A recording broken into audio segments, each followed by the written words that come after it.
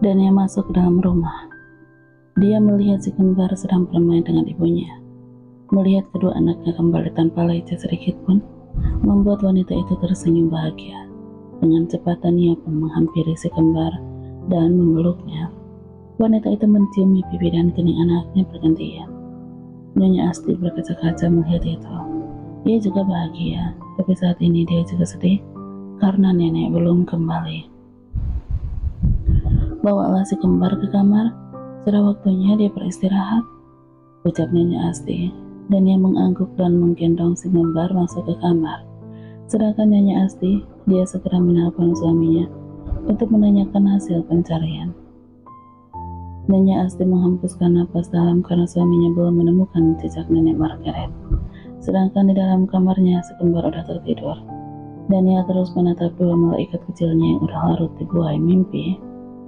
Maafkan ibu nak, seharusnya ibu bisa lebih keras menjaga kalian. Dan ia kembali teringat dengan apa yang dikatakan bapaknya saat di rumah sakit tadi. Dia semakin menyalahkan dirinya dengan apa yang terjadi saat ini. Dan ia memutuskan untuk keluar kamar. Dia berjalan menuju ke arah dapur. Wanita itu ingin memasak makanan kesukaan suaminya. Dengan penuh cekatan dan ia memasak. Setelah selesai dia menaruhnya dalam kotak makan. Dia ingin mengantarkan makanan itu ke rumah sakit. Bu, Dania titip si kembar sebentar ya, ucap Dania pada Nyonya Asti. Kamu mau kemana? Ke rumah sakit? Iya bu, kasihan Mas David kalau harus makan makanan rumah sakit terus. Baiklah, tapi jangan lama-lama, kasihan si kembar, ucap Nyonya Asti. Dan dia menganggukkan kepalanya dan berjalan keluar rumah. Dia pun berangkat, tapi dalam perjalanan ke rumah sakit, dia terus terngiang apa yang dikatakan ayah mertuanya. Mas, dan dia masuk ke dalam ruang rawat suaminya, disambut dengan senyuman mengembang di bibir David. Tapi Tuan Indra dan Nyonya Asmita terlihat tidak suka dengan kedatangan menantunya. Aku membawakan makanan kesukaanmu. Kamu harus makan yang banyak ya, ucap Dania sambil meletakkan makanan yang dia bawa di atas meja. Seharusnya kamu fokus aja pada si kembar. Di sini udah ada ayah dan ibu.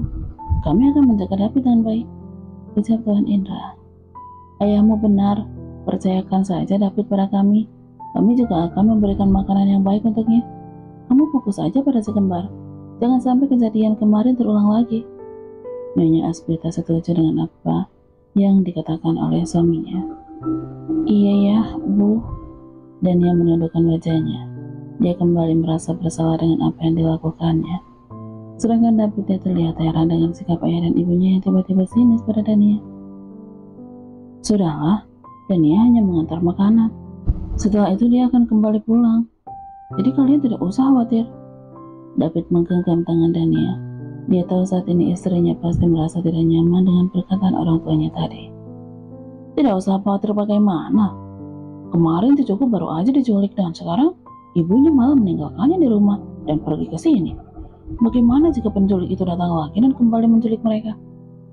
Tuan Indra sedikit meninggikan suaranya dan tampak kesal pada David dan Dania. Kamu bukan hanya seorang istri, tapi kamu juga seorang ibu. Jadi kamu jangan melupakan tanggung jawabmu, imbuh Nyonya Asti. Apa yang Tante katakan? Faris yang baru datang terkejut dengan apa yang diucapkan oleh Nyonya Asmita. Bagaimana bisa Tante bicara seperti itu? Apa kalian lupa jika Dani adalah ibu si kembar? Tentu dialah yang paling takut terjadi sesuatu pada mereka. Faris mendekat ke arah Tuan Indra dan Nyonya Asmita. Tapi perlakuannya tidak menggambarkan demikian. Anaknya di rumah, tapi kenapa dia berada di sini? Nyonya Asti kesal, bahkan dia menunjuk ke arah Dania. Tapi di sini juga ada suaminya yang berbaring lemah. Tante, dia juga pasti khawatir dengan keadaan suaminya. Faris tetap tidak mau kalah. Dia ingin menjelaskan apa yang saat ini dirasakan oleh Dania. Bukankah di sini sudah ada kami? Apa dia tidak percaya pada kemampuan kami? Ucap Tuan Indra sambil melirik sinis ke arah Dania. Kalian sebenarnya kenapa? Apa masalah ini sangat serius sehingga perlu diperdebatkan seperti ini? David mencoba menengahi perdebatan antara Faris dengan orang tuanya. Katakan pada istrimu untuk lebih memprioritaskan anaknya. Aku tidak mau terjadi hal buruk pada cucuku. Tuan Indra melirik ke arah Dania sekilas lalu duduk di sofa. Aku pulang dulu mas, kamu cepatlah pulih. Aku akan menunggumu di rumah, ucap Dania pada David. David menatap mata Dania yang tampak merah menahan tangis. Lelaki itu menggenggam tangan istrinya untuk memberikan kekuatan padanya. Ayah, ibu, Dania pulang ya, titip mas David. Pamit Dania sambil tersenyum manis ke arah mertuanya. Dia itu putraku, jadi tidak usah kamu titipkan juga, aku akan merawatnya dengan baik, ucap Nyonya Asmita sinis. Dania hanya diam, lalu dia beranjak pergi. Di luar ruangan air matanya pun tumpah sudah. Dia segera berlari keluar rumah sakit dan masuk ke dalam mobilnya. Sementara di ruang rawat, Faris kesal dengan sikap Tuan Indra dan Nyonya Asmita. Demikian juga David. Dia semakin bingung dengan sikap orang tuanya. Sebenarnya ada apa? Kenapa ayah dan ibu bersikap seperti itu pada Dania? Tanya David. Apa sikap kami salah? Kami hanya ingin dia fokus pada anak-anak. Kami tidak mau kejadian kemarin terulang lagi. Udah cukup kejadian buruk di masa lalu. Kami tidak mau itu terulang lagi, jawab Tuan Indra. Tapi ayah dan ibu seharusnya tidak berkata begitu. Dania pasti sangat sedih. Apakah ayah dan ibu harus diam saja melihat istrimu itu terlalu asik dengan keluarganya? Apa kamu tidak bisa melihat kalau dia saat ini lebih khawatir dengan neneknya? Ucap Nyonya Asmita kasar. Dia sepertinya kecewa dengan perkataan David. Menurutnya anaknya itu tidak memahami apa yang dia inginkan. Apa om dan tante sadar dengan apa yang kalian ucapkan? Apa kalian lupa jika nenek Margaret lah yang menyelamatkan cucu kalian? Apa salah jika nenek yang mengkhawatirkannya? Dia itu neneknya. Faris semakin kesal mendengar perkataan Tuan Indra dan Nyonya Asmita. Kamu gak usah ikut campur. Aku tahu kamu sahabatnya David, tapi aku tidak suka jika urusan keluarga aku dicampuri. Nyonya Asmita meninggikan suaranya. Faris terdiam.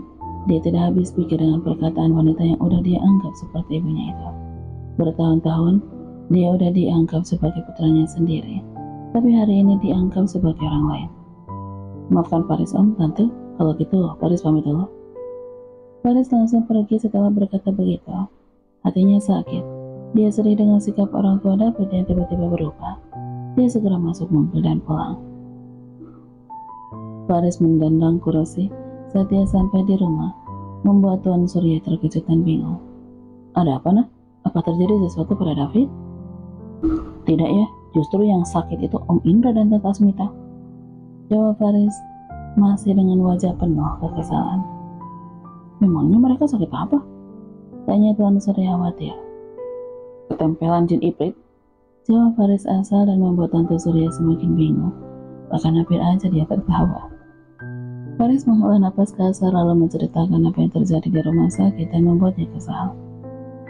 Rasanya tidak mungkin mereka bisa bersikap seperti itu. Ada apa sebenarnya? Tuan Surya juga bingung. Setelah mendengar cerita Faris, dia yakin jika ada sesuatu yang membuat dua sahabatnya itu bersikap seperti itu. Tapi apa? Faris juga tidak percaya. Tapi itulah yang mereka katakan. Mereka seperti orang lain yang tidak Faris kenal. Ayah dan anak itu pun terdiam. Mereka sedang memikirkan apa yang terjadi. Sementara itu di rumahnya Dania sedang menjaga si kembar. Wanita itu bahkan tidak meninggalkan si kembar sedikit pun. Makanlah dulu nak, biar si kembar ibu yang jaga. Nyonya Asmita duduk di samping Dania. Dania makan nanti aja bu. Dania belum lapar. Dania tersenyum tipis pada Nyonya Asti. Apa sebenarnya yang kamu pikirkan? Kenapa kamu terlihat murung setelah pulang dari rumah sakit? Tanya Nyonya Asti. Tidak ada bu, aku hanya khawatir dengan keadaan Neni. Dania terpaksa berbohong, walaupun memang tidak sepenuhnya, karena dia juga mengkhawatirkan neneknya saat ini.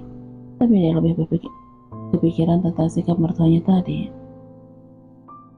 Berdoa saja, nenekmu pasti akan baik-baik aja, hibur Nyonya Asti, padahal dia sendiri juga khawatir saat ini.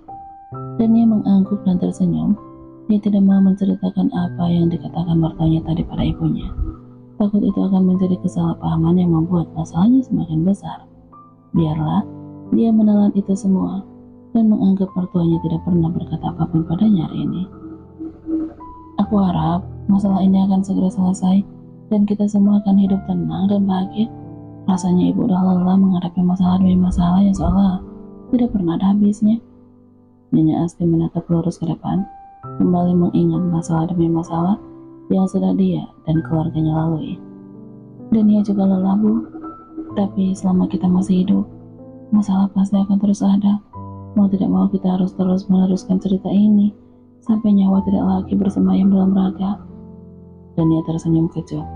Walau dia lelah dengan semua, tapi dia sadar itulah kehidupan. Apapun itu, tetap harus dijalani. Astagfirullah, Bino. Nyonya Asti berteriak kencang saat melihat cucunya jatuh dari atas kasur. Bayi itu pun menangis kencang dan membuat Dania yang sedang di kamar mandi terkejut. Vino? Dania terkejut melihat putranya sudah menangis dalam gendongan neneknya. Dia terjatuh dari kasur. Terjatuh?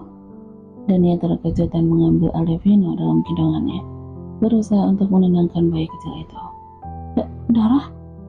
Dania terkejut saat melihat darah segar keluar dari kepala Vino dan membuat dia panik. Bawa ke rumah sakit. Nyonya Asti pun menggendong Vano, mengikuti langkah Dania masuk ke dalam mobil. Dania memutuskan untuk membawa Vino ke rumah sakit yang sama dengan ayahnya dirawat, agar dia lebih mudah untuk merawat keduanya. Selamatkan anak saya, dokter, teriak Dania begitu dia masuk ke dalam rumah sakit.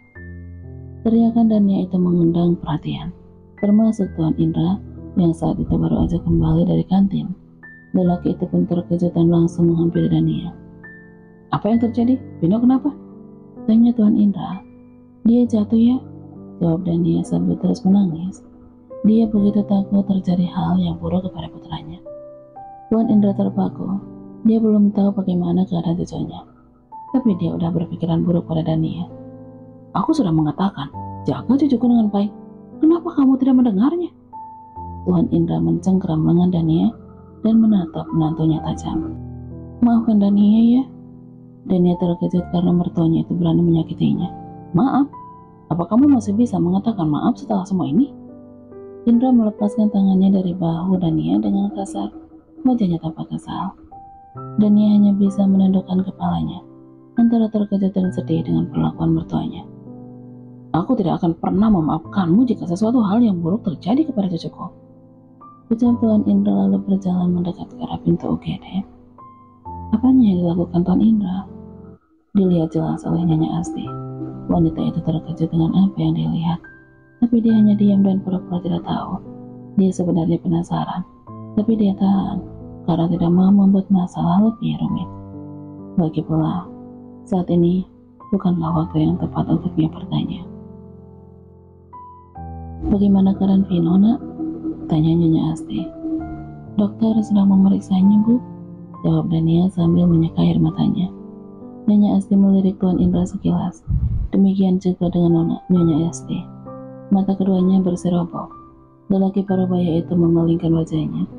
Dia menghela napas panjang. Bilang pada putrimu untuk menjaga anaknya dengan benar, ucap Tuan Indra. Nyonya Asti mengerutkan keningnya. Dia menyerahkan Vano pada Dania dan berjalan mendekati besannya. Maksud kamu apa, Mas? Tanya Nyonya Asti berpura-pura. Aku ingin Dania fokus mengurus cucuku. Aku tidak mau si kembar celaka seperti ini karena kelalaiannya. Nyonya Asti mengerutkan keningnya. Dia mulai mengerti kenapa Indra memarahi Dania. Jadi, apakah menurutmu semua yang terjadi pada si kembar itu kesalahan Dania? Tanya Nyonya Asti sambil terus menatap Tuan Indra. Tentu saja, kalau bukan kesalahannya, mau siapa lagi yang disalahkan? Jawab Tuan Indra sinis.